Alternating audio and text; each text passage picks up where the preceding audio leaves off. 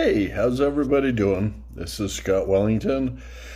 Um, Using my notes from the last time I told you about the first 5 years of my life when I was living in Utah, and then at the ripe old age of 5 years old, I moved to Southern California, and my first place that I lived was a city called Van Nuys, California. I went from a very small, invisible town to Van Nuys, California.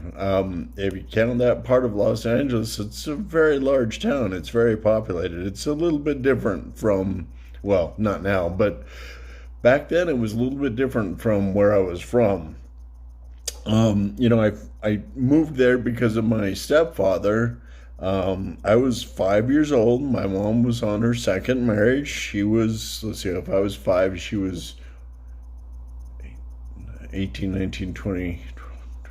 So she was 22, maybe 23. And my stepfather was the same age, so he was 22. He had just come home from Vietnam. I'm sure that they were both very worried about very many things and how they were going to make life work. And he felt that being back in that area and being near his family was probably the smartest thing. And so my grandparents were gone, and my mother had brothers and sisters that lived here in Utah, but she followed him.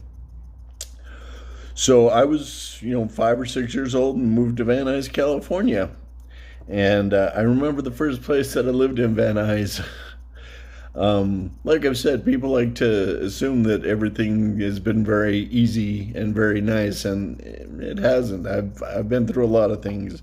I was 6 years old, and a girl was also 6 years old, and to her defense, I was very naive.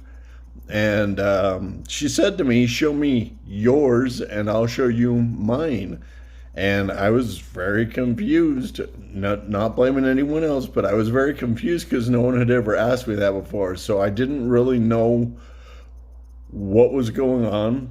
And I pulled down my sewing trunks, and she ran away. Oh, no, no, no. She punched me in the stomach. I fell down. She punched me very hard.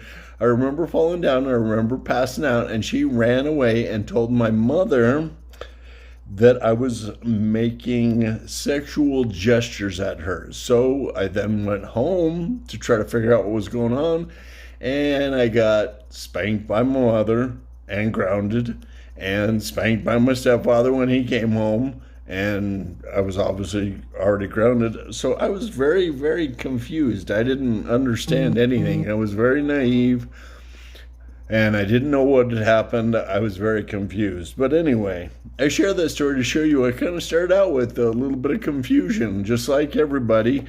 But I enjoyed living in Van Nuys, but it was very different than growing up in a small town in Utah. It was very different.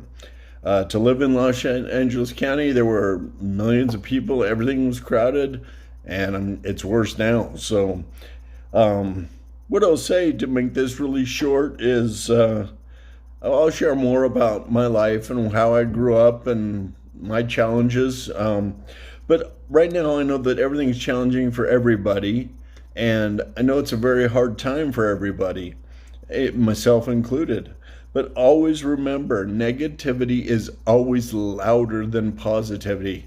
So if you watch the news, like I said, they spend a half hour or spend a few seconds saying good evening, and then the next half hour showing you how it's not a good evening.